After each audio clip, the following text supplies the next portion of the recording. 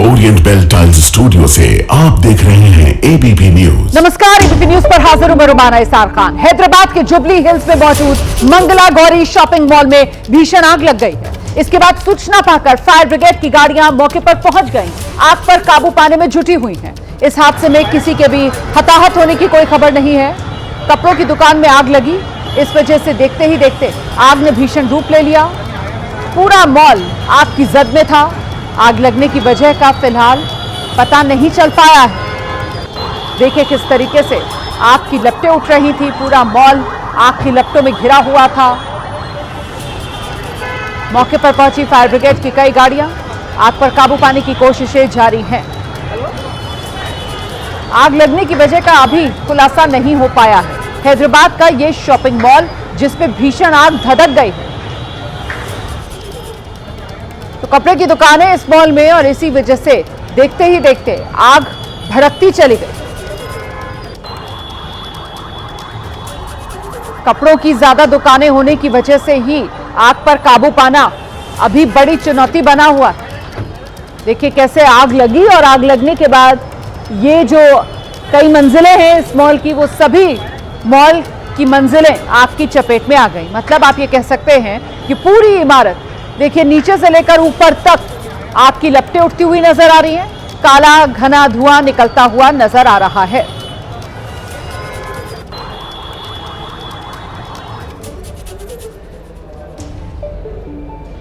खबर उत्तर प्रदेश से है, जहां अयोध्या में बुलडोजर कार्रवाई को लेकर एक विवाद खड़ा हो गया है। आवास विकास परिषद की टीम ने कथित तौर पर अधिग्रहित भूमि पर बने एक निर्माणाधीन मकान को बुलडोजर से ध्वस्त किया।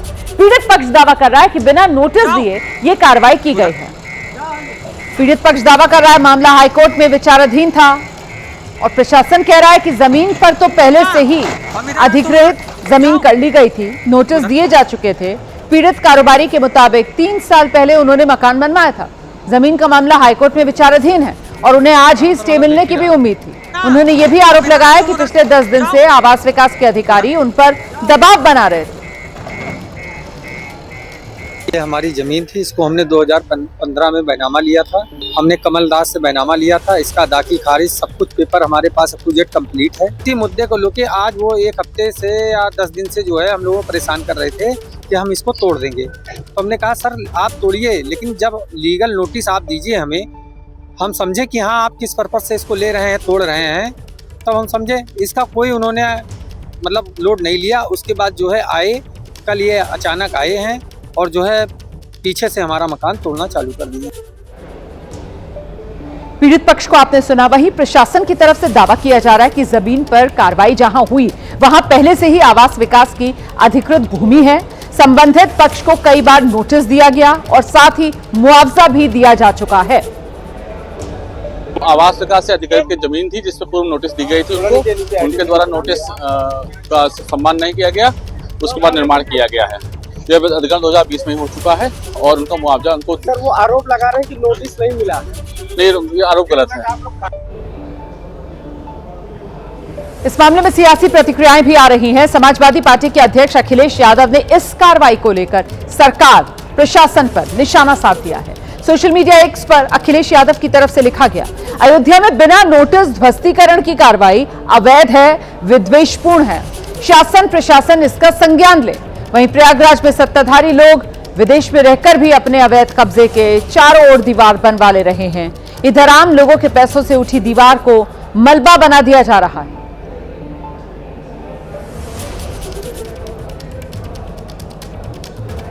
अब खबर राजस्थान से, जहां अजमेर जिले का एक वीडियो सोशल मीडिया पर जमकर वायरल हो रहा है। वीडियो में राजस्थान के पारंपरिक लहंगा चुनरी पहने हुए एक महिला बाइक को स्टार्ट करने की तैयारी में है। बाइक पर उसके साथ 2 और महिलाएं बैठी हैं। महिला बाइक को स्टार्ट करके आगे बढ़ाती है। इससे पहले एक बुजुर्ग शख्स भी बाइक पर पीछे बैठ जाता है। बाइक चलाने और पीछे बैठने वाली दोनों महिलाएं भी बड़े आराम से उस पर बैठी हुई हैं। किसी ने भी हेलमेट नहीं लगाया। इसके बाद महिला बाइक लेकर चली जाती है। ट्रैफिक नियमों का खुल्लम खुल्ला उल्लंघन। ये वीडियो अजमेर जिले के श्रीनगर गांव का बताया जा रहा है। ये वीडियो सोशल मीडिया पर जमकर वायरल है।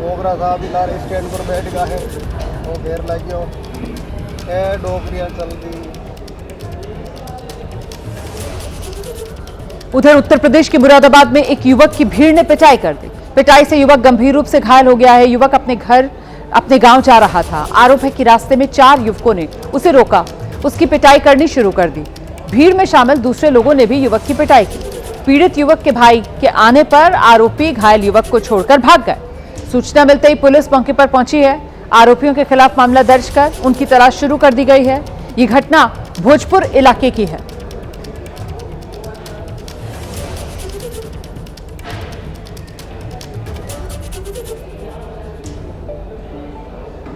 खबर पंजाब से है, जहां पठानकोट में भारतीय सेना की पश्चिमी कमान ने अपनी युद्ध क्षमता का भव्य प्रदर्शन किया। इस दौरान हवा और जमीन दोनों मोर्चों पर दुश्मन को जवाब देने की तैयारियों को दिखाया गया। भारतीय सेना की पश्चिमी कमान ने इस कार्यक्रम में आधुनिक हथियारों और रणनीतिक क्षमताओं का प्रदर्शन किया। इस युद्ध अभ्यास के दौरान भैरव कमांडो की तेज और सटीक कार्रवाई ने सभी का ध्यान अपनी ओर खींचा। कमांडो यूनिट ने दुश्मन के ठिकानों पर हमले और बचाव की रणनीति का प्रदर्शन किया। कार्यक्रम में एंटी ड्रोन सिस्टम की क्षमताएं भी दिखाई गई हैं, जो आधुनिक युद्ध में ड्रोन खतरों से निपटने में अहम भूमिका निभाते हैं। इसके साथ ही अत्याधुनिक टैंकों, बख्तरबंद वाहनों की ताकत का भी प्रदर्शन किया गया। इस अभ्यास का मकसद ये दिखाना था कि सेना किसी भी चुनौती का जवाब देने के लिए पूरी तरह तैयार है, चाहे खतरा जमीन से हो या आसमान से हो। पठानकोट का ये कार्यक्रम सेना की आधुनिक रणनीति और तकनीकी क्षमताओं को दिखाता है।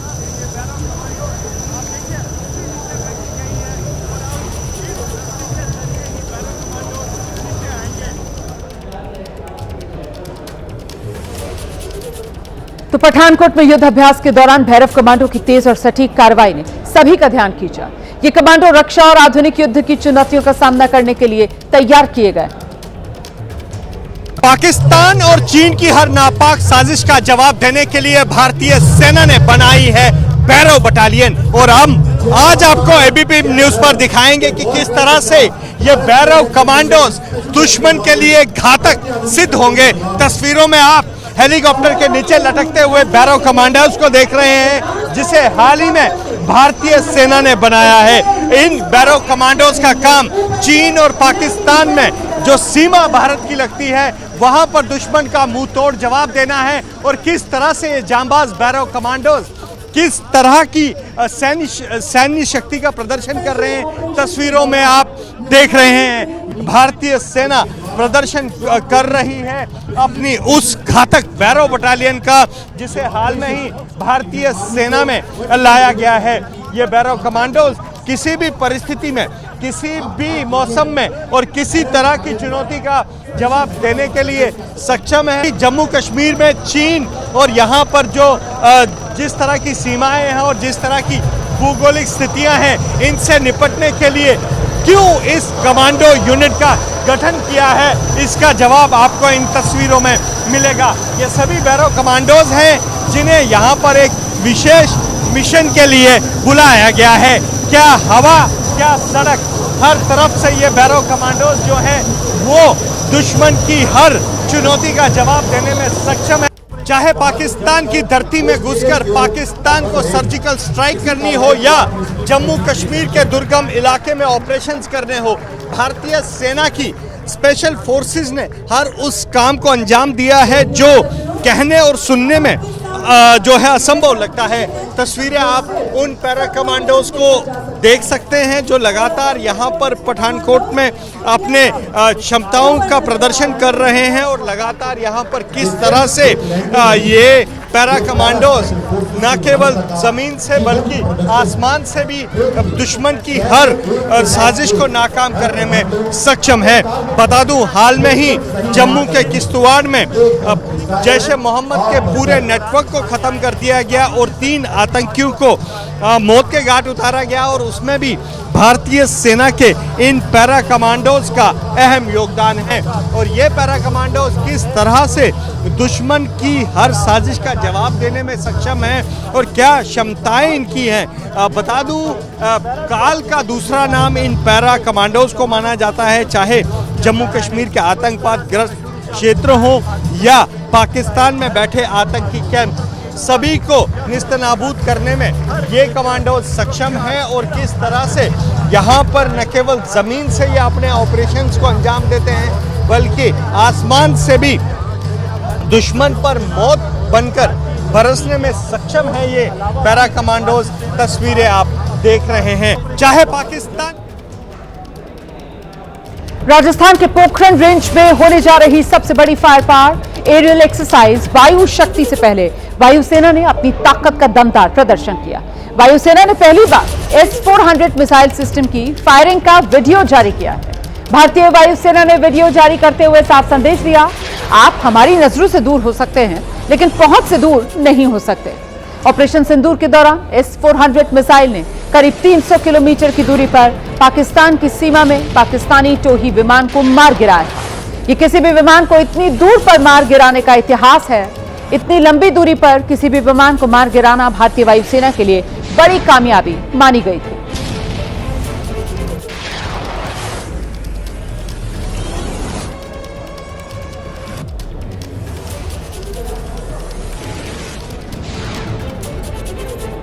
गृहमंत्री अमित शाह बिहार के दौरे पर हैं। आज अररिया में गृहमंत्री एसएसबी के एक कार्यक्रम में शामिल हुए। इस दौरान अमित शाह ने कहा है कि बिहार चुनाव में बीजेपी ने घुसपैठियों को निकालने का जो वादा किया था वो सिर्फ चुनावी नहीं था बल्कि मोदी सरकार इसके लिए दृढ़ संकल्पित है। इसके साथ ही अमित शाह ने बंगाल चुनाव में बीजेपी की जीत का दावा किया है और कहा कि चुनाव जीतने के बाद सबसे पहले सीमा पर बाड़बंदी का काम खत्म कर दिया जाएगा और एक एक घुसपैठियों को बाहर निकाला जाएगा। इतना ही नहीं, गृहमंत्री अमित शाह ने कहा डेमोग्राफी परिवर्तन की जांच के लिए उच्च स्तरीय कमेटी का गठन किया जाएगा।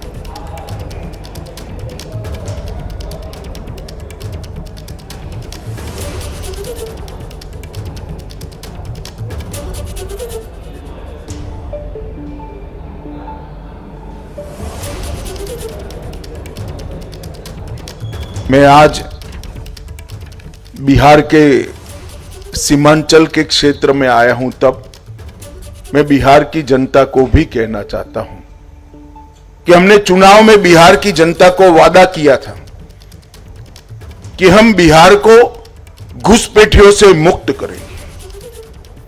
घुसपैठियों से मुक्ति से मतलब सिर्फ मतदाता सूची से नाम हटाना नहीं, हम कृतनिश्चयी है कि एक एक घुसपैठिए को भारत की भूमि से चुन चुन कर भारत के बाहर भेजने का कार्यक्रम करेंगे।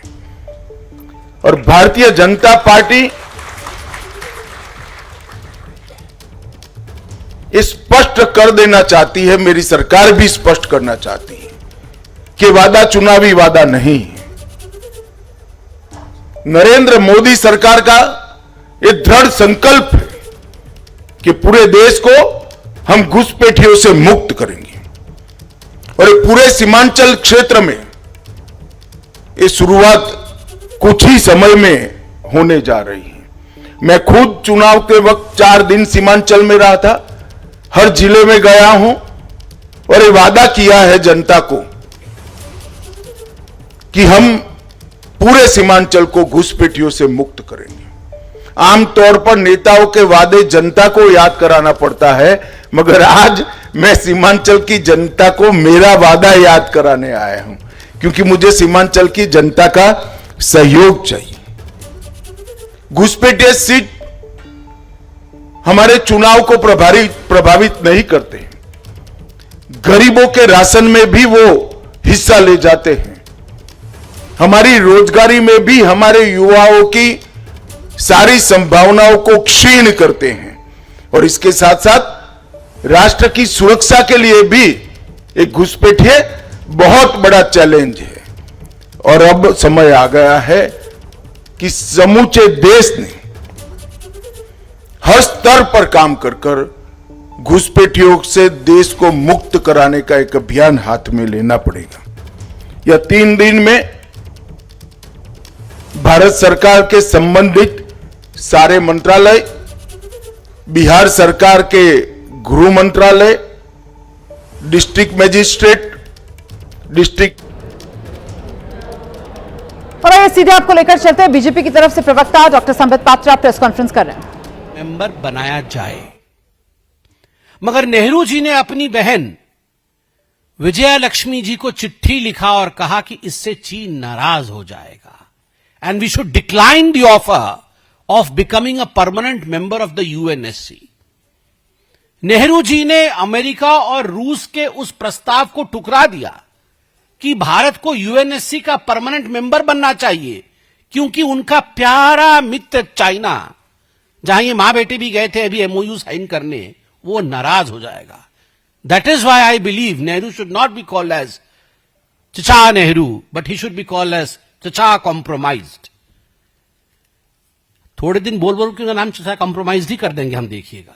वो पूरी तरह से कॉम्प्रोमाइज थे, ये कोई चाचा नहीं थे, ये कॉम्प्रोमाइज थे। और 27 सितंबर 1955 में नेहरू ने पार्लियामेंट में खड़े होकर यह सफेद झूठ बोला कि हमें अमेरिका और रशिया ने परमानेंट सीट के लिए ऑफर नहीं किया है, जबकि अब दस्तावेज सामने आ रहा है कि ऑफर किया था। आप याद करिए पीओके का विषय, पीओके के विषय को इंटरनेशनलाइज करने के लिए पूरे विषय को वो यूएन लेकर गए। और आज बताइए, मैं अजीत डोभाल जी का वो इंटरव्यू देख रहा था जिसमें अजीत डोभाल जी ने एक प्रश्न पूछा है, जब 535 प्रिंसली स्टेट इंडिया में मिल सकते हैं और एक संघ बन सकता है, एक राष्ट्र बन सकता है, तो कश्मीर भी एक प्रिंसली स्टेट था, आराम से मिल सकता था और आराम से भारतवर्ष एक होकर खड़ा होता। मगर जो बंजारे ने हमला किया, बंजारों के हमले के विषय को लेकर आप यूएन गए, आपने पूरे विषय को इंटरनेशनलाइज किया, जिसका नतीजा है कि पीओके, आज पीओके बना हुआ है, वो हिंदुस्तान का होते हुए भी आप उसे पीओके कह रहे हैं। This was the fallout of the love for Pakistan of चचा कॉम्प्रोमाइज। और जहां तक कॉम्प्रोमाइज का सवाल है, मेरे पास तो इतनी बड़ी फहरिस्त है कि ये फहरिस्त कभी खत्म नहीं होगी। मुझे वो दिन भी याद है जब संसद में एयर इंडिया की तरफ से आपत्ति जताया गया था, जब एयर इंडिया की तरफ से आपत्ति जताया गया था कि हमारे कैरियर को इस्तेमाल किया जाता है ये कह के कि India is a snake charmers country, ये सपेरों का देश है, सपेरों का देश देखने आइए। तो नेहरू जी ने सदन में कहा था, ये अच्छी बात है, विदेशी इसी से आकर्षित होते हैं कि भारत सपेरों का देश है, इसलिए हमें इस लोगों को चेंज नहीं करना चाहिए, हम सपेरों के ही देश है। इस लेवल का कॉम्प्रोमाइज था, क्योंकि नेहरू सोचते थे कि वही आखिरी अंग्रेज हैं जो भारत के सत्ता पे काबिज है। नेहरू ने कभी अपने आप को भारतीय नहीं सोचा। He always thought, he always acted as if he was a Britisher. उन्होंने कभी अपने आप को, मुझे लगता नहीं कभी अपने आप को भारत के हिसाब से देखा है, उन्होंने हमेशा अपने आप को एक अंग्रेज के हिसाब से ही देखा है। और आज तक भी जो कॉम्प्रोमाइज चल रही है गांधी परिवार की, वो उसी नजरिए से चल रही है। मैं 31 सेकंड में 7 सवाल जो पूछे थे उसे दोहरा देता हूं। पहला सवाल, पंडित नेहरू ने तिब्बत को चीन का क्षेत्र क्यों दिया? Why was Nehru compromise then? दूसरा सवाल, आईबी की अक्सई चीन की चीनी गतिविधियों की चेतावनी को नेहरू ने संसद में अफवाह क्यों बताया? Why was Nehru compromise then? Was he bribed by the neighbouring countries? तीसरा सवाल, बिना सहमति के कश्मीर में जनमत संग्रह की बातें क्यों पंडित नेहरू ने की? Was Nehru bribed? Was he compromised? चौथा सवाल, बंगाल में बेरूबारी संघ के आधे हिस्से को पाकिस्तान को क्यों गिफ्ट में नेहरू ने दिया? Was Nehru bribed and that's why Nehru was compromised? पांचवा सवाल, स्वर्ण सिंह भुट्टो वार्ता में भारत पूंछ, उरी और गुरेज को पाकिस्तान को सौंपने के लिए क्यों तैयार हो गए Nehru? Was Nehru bribed? That's why compromised? छठा सवाल, पंजाब में सरजा मजरा रख हरदीत सिंह पठान के गांव को पाकिस्तान को सौंपने का निर्णय क्यों किया? Was Nehru bribed by Pakistan and that is why तो बीजेपी की तरफ से निशाने पर गांधी परिवार को लिया जा रहा है। बीजेपी कह रही है कॉम्प्रोमाइज तो दरअसल गांधी परिवार है। और इस बीच आपको सीधे इजरायल की तस्वीरें दिखा देते हैं। प्रधानमंत्री नरेंद्र मोदी इजरायल में हैं और वहीं से ये तस्वीरें सामने आ रही हैं। आप जानते हैं प्रधानमंत्री नरेंद्र मोदी ने नेसेट को संबोधित किया है। इजरायल की संसद को संबोधित प्रधानमंत्री नरेंद्र मोदी, और फिलहाल जो होलोकॉस्ट स्मारक है वहां प्रधानमंत्री नरेंद्र मोदी पहुंचे हैं। होलोकॉस्ट स्मारक पर पहुंचकर शहीदों को श्रद्धांजलि प्रधानमंत्री नरेंद्र मोदी की तरफ से दी जा रही है।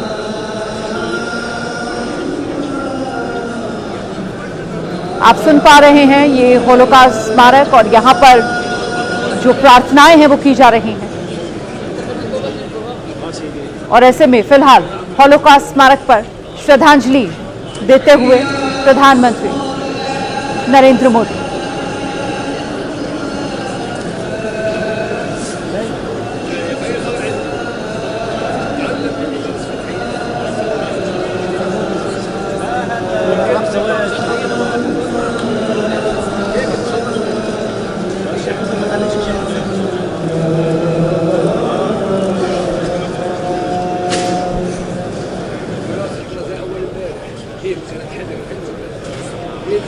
तो 25 फरवरी को 2 दिन के राजकीय दौरे पर इजरायल प्रधानमंत्री नरेंद्र मोदी पहुंचे थे,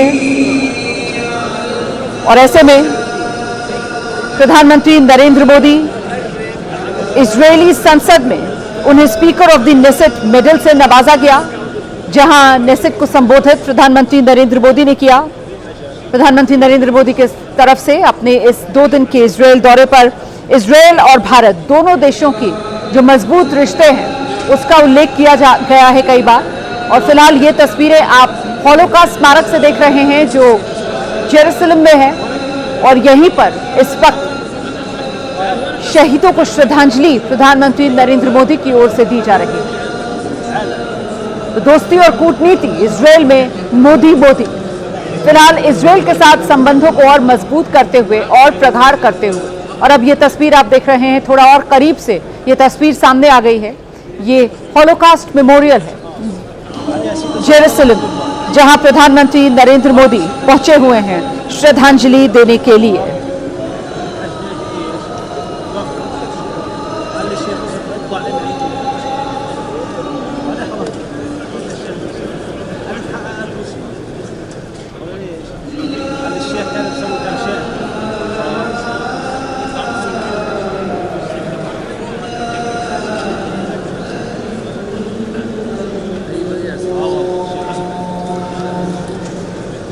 और ये तस्वीर प्रधानमंत्री नरेंद्र मोदी इन तस्वीरों में नजर आ रहे हैं।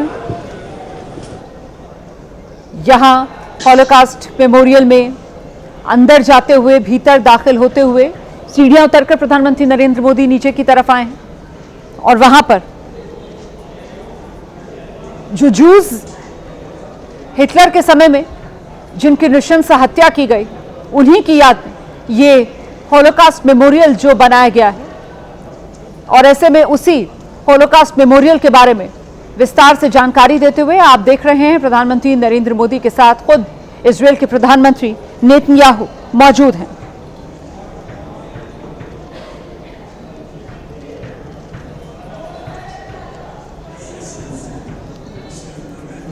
तो ये याद वशोम है जिसका दौरा प्रधानमंत्री नरेंद्र मोदी की तरफ से किया जा रहा है। नाजी शासन के वक्त जो होलोकॉस्ट पीड़ित थे उन्हीं की याद में ये आप कह सकते हैं म्यूजियम जो बनवाया गया।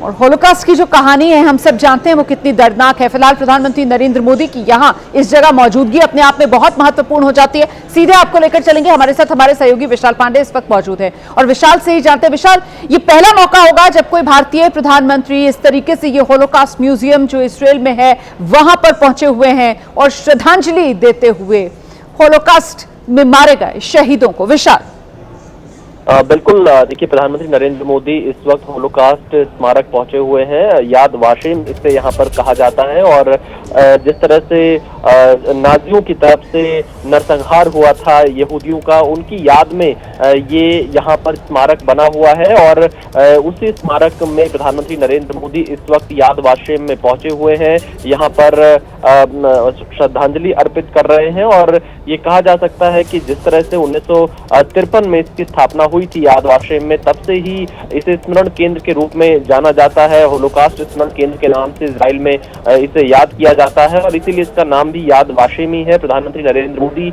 2 दिवस के इजराइल यात्रा पर है और उसमें आज अपनी यात्रा के आखिरी दिन यहाँ याद वाशेम पहुंचे हुए हैं और इसके बाद प्रधानमंत्री नरेंद्र मोदी अपनी द्विपक्षीय वार्ताओं की शुरुआत करेंगे। रोमाना बिल्कुल, और अभी तक का प्रधानमंत्री नरेंद्र मोदी का ये जो इजराइल दौरा है वो पूरी तरीके से सफल नजर आ रहा है। किस तरीके से दोनों देशों के बीच जो रिश्ते हैं वो और मजबूत हुए हैं प्रधानमंत्री नरेंद्र मोदी के इस दौरे से। इसके बारे में भी विशाल जरा दर्शकों को विस्तार से जानकारी दीजिए। बस ये तस्वीरें एक बार फिर से बताती चलूं। प्रधानमंत्री नरेंद्र मोदी इस वक्त होलोकास्ट म्यूजियम में है। जेरूसलम में ये होलोकास्ट म्यूजियम है और वहीं पर होलोकास्ट के दौरान मारे गए शहीदों को श्रद्धांजलि प्रधानमंत्री नरेंद्र मोदी की ओर से दी जा रही है। इस बड़ी खबर पर हमारी नजर बनी हुई है। अमेरिका और ईरान के बीच संघर्ष बढ़ता जा रहा है। दोनों तरफ से डील पर भी बात हो रही है और जंगी तैयारी भी दोनों तरफ से चल रही है। इस बीच आज सबकी निगाहें अमेरिका ईरान की बैठक पर लगी हुई है। बड़ी खबर यह है, आज अमेरिका और ईरान के बीच तीसरे दौर की वार्ता होनी। अमेरिकी दूत स्टीव विटकॉफ और अमेरिकी राष्ट्रपति डोनाल्ड ट्रंप के दामाद जेरेड कुशनर आज जेनेवा में विदेश मंत्री ईरान के अब्बास अराक्ची के नेतृत्व वाले ईरानी प्रतिनिधिमंडल से मुलाकात करने जा रहे हैं। इस बैठक के नतीजों से ही पता चल सकेगा कि ईरान और अमेरिका में टकराव खत्म होगा या फिर और बढ़ेगा। इस मीटिंग को लेकर ईरान के राष्ट्रपति मसूद पेज़ेश्कियान ने कहा है, ईरान को अमेरिका के साथ वार्ता के तीसरे दौर से अच्छे परिणाम मिलने की उम्मीद है। वहीं ईरानी संसद के अध्यक्ष मोहम्मद बगैर गालिबफ ने ट्रंप को चेतावनी देते हुए कहा है कि आपसी हितों के सम्मान पर ही बातचीत होगी। तो जेनेवा में परमाणु डील समेत कई मुद्दों पर बात होनी है। ईरानी प्रतिनिधिमंडल से डोनाल्ड ट्रंप के दामाद मिलने जा रहे हैं। अब्बास अराक्ची से मुलाकात करेंगे विटकॉफ और जेरेड कुशनर। तो बहुत कुछ इस बैठक पर निर्भर करता है। ईरान से डील होगी या फिर ईरान के साथ युद्ध होगा, अब से कुछ ही घंटों में यह क्लियर होने जा रहा है। क्योंकि डील अगर नहीं होती है तो फिर ट्रंप ईरान पर हमला करने को तैयार बैठे हुए हैं। एक अमेरिकी संस्था ने डोनाल्ड ट्रंप की तैयारी को लेकर बड़ी जानकारी दी है। अमेरिकी संस्था है एक्सियम का दावा है ईरान को परमाणु संवर्धन जारी रखने की अनुमति दे सकते हैं डोनाल्ड ट्रंप और शर्त यह होगी कि ईरान परमाणु बम नहीं बनाने का वादा करे। रिपोर्ट में दावा किया गया है अगर ईरान ने अमेरिका की यह बात नहीं मानी तो अमेरिका हमला करने के लिए तैयार है।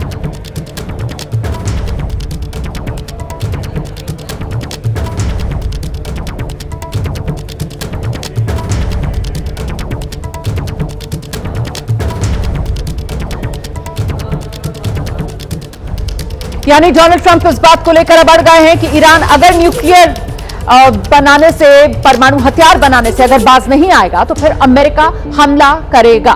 रिपोर्ट्स ये बता रही हैं, सबसे पहले तो ट्रंप कूटनीति के जरिए ईरान को चांस देने जा रहे हैं। आज होने वाली बैठक के नतीजों का वो इंतजार करेंगे। तो कूटनीति के जरिए ईरान को चांस देने की तैयारी में है डोनाल्ड ट्रंप। पहली कोशिश कूटनीति से की जा रही है इस मामले को सुलझाने की।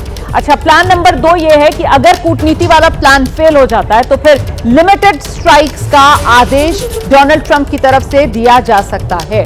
इसके बाद एक तीसरा प्लान भी, और तीसरा प्लान यह है कि अगर ईरान फिर भी नहीं माना, मतलब लिमिटेड स्ट्राइक से अगर बात नहीं बनी, तो फिर बड़े पैमाने पर ईरान पर हमले का आदेश डोनाल्ड ट्रंप दे सकते हैं। इसके बाद एक और प्लान है, प्लान 4, और प्लान 4 ये कहता है कि मकसद ईरान में खामनेई की सत्ता का खात्मा करना है, तो खामनेई को ईरान की सत्ता से उखाड़ फेंकेंगे। यह है प्लान 4। प्लान 5 के मुताबिक, रिपोर्ट्स के मुताबिक, ट्रंप के पास खामनेई की हत्या करने का प्लान पूरी तरह तैयार है। फिलहाल ट्रंप ने ईरान को 5 पॉइंट से घेर रखा है, युद्धपोत मैदान में उतार रखे हैं। इजराइल में 12 एडवांस्ड F-22 जो लड़ाकू विमान है वो तैनात कर दिए। इस तरीके से ये 5 अलग अलग मोर्चे हैं और इन 5 मोर्चों से अमेरिका ईरान की घेराबंदी कर रहा है। They've already developed missiles that can threaten Europe and our bases overseas.